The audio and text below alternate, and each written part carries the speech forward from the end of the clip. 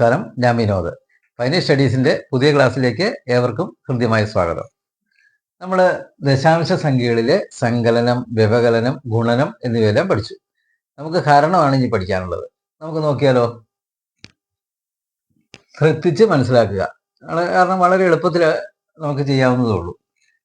ഇത് നോക്കിയാൽ 0.09 divide by 0.003 ഇങ്ങനെ വന്നാൽ നമ്മൾ ഹരിക്കാൻ എന്താ ചെയ്യേണ്ടതെന്നുള്ളത് വളരെ എളുപ്പത്തിൽ പറഞ്ഞുതരാം.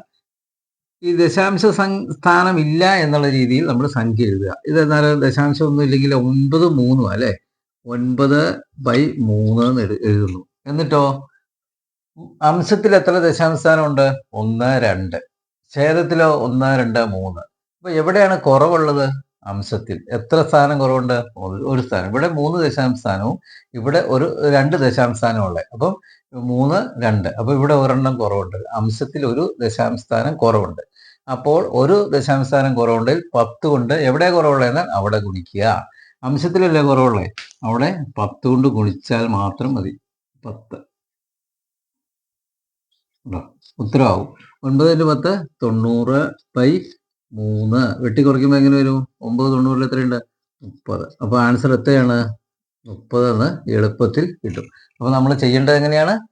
ആദ്യം ദശാംശം ഒന്നും ഇല്ലാതെ ആ സംഖ്യകൾ മാത്രം എടുത്തെഴുതുന്നു. അംശത്തിലാണോ ഛേദത്തിലാണോ ദശാംശ സംഖ്യകളുടെ എണ്ണം കുറവ്, ആ കുറവുള്ളിടത്ത് എത്രയാണോ കുറവ് അതുകൊണ്ട് ഗുണിക്കുക. അതെന്ന് വെച്ചാൽ ഒരു സ്ഥാനം കുറവുള്ള 10 കൊണ്ട്, 2 100, 3 1000, ആ രീതി ഗുണിക്കുക, അതേ ഉള്ളൂ. അപ്പോൾ ഇതെങ്ങനെ വരും? ഇതുണ്ടോ, ഇത് ദശാംശ സ്ഥാനം ഇല്ലാതെ എങ്ങനെ എഴുതാം? 7 4 5 9. ഇതും 7 4 5 9, 7 4 5 9. എന്നിട്ട് എത്ര കുറവുണ്ടെന്ന് നോക്കണം. 1 2 3. ഇവിടെയോ 1 2 3 4 5 6. ഇവിടെ 6 ഉണ്ട്, ഇവിടെ 3 ഉണ്ട്. അപ്പൊ എന്ത് ചെയ്യണം? 6 3. ഇവിടെ 3 കുറവല്ലേ അംശത്തില്. അപ്പൊ 3 കുറവുള്ളതിനേക്കാണ് 1000 കൊണ്ട് ഗുണിക്കണം. 1000-നല്ലേ 3 പൂജ്യമുള്ളൂ, അങ്ങനെ ഓർത്താൽ മതി എളുപ്പ വഴിയിൽ. 1000 കൊണ്ട് മുകളിൽ ഗുണിച്ചാൽ മാത്രം മതി. താഴെ കൂടുതൽ 1 2 3 4 5 6 ദശാംശ സ്ഥാനമുണ്ട്. ഇവിടെ 3 ഉള്ളത് കൊണ്ട് × 1000 ഉണ്ടോ. ദശാംശം ഇല്ലാതെ എഴുതുന്നു, എന്നിട്ട് ഇത് രണ്ടും വെട്ടിക്കളയാൻ വരെ 1 കിട്ടും. 1 × 1000 എത്രയാണ്? 1000. ആൻസർ എത്രയാണ്? 1000 ഉണ്ടോ. അടുത്ത നോക്കിക്കേ, 16.16 ഭാഗം 0.8. ഇതെങ്ങനെ ചെയ്യണം? നമുക്ക് ആദ്യം ദശാംശം ഇല്ലാതെ എഴുതി നോക്കാം. 1616 ഡിവൈഡഡ് ബൈ 8 ഇങ്ങനെ എഴുതണം.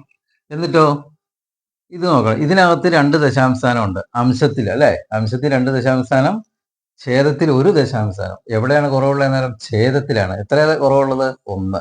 അപ്പൊ അതിനെ എത്ര കൊണ്ട് ഗുണിച്ചാൽ മതി? ഛേദത്തിനെ വേണം ഗുണിക്കാൻ. 10 കൊണ്ട് × 10. അപ്പൊ എത്ര വരും? 1616/80. നമുക്ക് വെട്ടിക്കളയാം, അല്ലേ? 40. ഇത് വെട്ടിക്കളയുമ്പോൾ 2 2 16, 0 2 16, അല്ലേ? 808. ഇനിയും വെട്ടാൻ വേണമെങ്കിൽ 2 കൊണ്ട് വെട്ടിയാൽ 20 404. ഇനിയും വെട്ടാം 10 202. പിന്നെ വെട്ടുമ്പോഴോ 5 101, അല്ലേ? അപ്പോൾ സമം 101/5. ഭിന്നസംഖ്യാ രൂപത്തിൽ ഇത് എങ്ങനെ ആയിരിക്കും? 101 ഭാഗം 5 സമം എത്രയാണ്? 2 10. 1 ഒന്നിനടങ്ങില്ല. അപ്പം 0 ഇട്ടിട്ട് ഇവിടെ ഒരു 0 കൊടുക്കണം. 0.2, അല്ലേ? 20.2 എന്ന് ലാസ്റ്റത്തെ ഉത്തരം നമുക്ക് എഴുതാൻ പറ്റും. 16.16 ഭാഗം 0.8 എന്ന് പറഞ്ഞാൽ എത്രയാണ് ഉത്തരം? 20.2. ഇനി അടുത്ത് നോക്കാം. ഇതിനകത്ത് ആദ്യം ദശാംശം ഇല്ലാതെ എഴുതി നോക്കണം, അല്ലേ? എങ്ങനെയാണ്? 49, ഇവിടെ 81 ഉള്ളൂ. 49 × 81. അടിയിലോ 9 ഉണ്ട്, പിന്നെ ഒരു 7 ഉണ്ട്, അതേ ഉള്ളൂ. ബാക്കിയൊക്കെ 0 ആയില്ലേ? 9 × 7. ഇനിയോ എണ്ണി നോക്കണം, അല്ലേ? ഇതിനകത്ത് 1 2 3 4 5 6 7 8 9 10. 10 ദശാംശ സ്ഥാനമുണ്ട് അംശത്തിൽ. ഛേദത്തിലോ 1 2 3 4 5 6 7 8 9. എവിടെയാണ് നേരെ കുറവുള്ള ഒരെണ്ണം? ഛേദത്തിൽ 1 കുറവുണ്ട്. ഇപ്പം ഇവിടെ എത്ര കൊണ്ട് ഗുണിക്കണം? 1 കുറവുള്ളത് കൊണ്ട് 10 കൊണ്ട് ഛേദത്തിൽ ഗുണിക്കണം. കാരണം ഛേദത്തിലല്ലേ ഒരെണ്ണം കുറവുള്ളത്. അപ്പോൾ ഇൻറ്റു 10. എളുപ്പമല്ലേ? ഇനി നമുക്ക് വെട്ടിക്കുറയ്ക്കാം. 9 81 വെട്ടിയാൽ 9, 7 49 വെട്ടിയാലോ 7 49. ഇനിയോ ഇത് തമ്മിൽ ഗുണിക്കണം. 7 9 63/10 ഈസിക്വൽ ടു എത്രയാണ്? 6.3 എന്ന് എഴുതാം അല്ലേ? 10 കൊണ്ട് ശരിക്കും 6.3 അല്ലേ വന്നെ?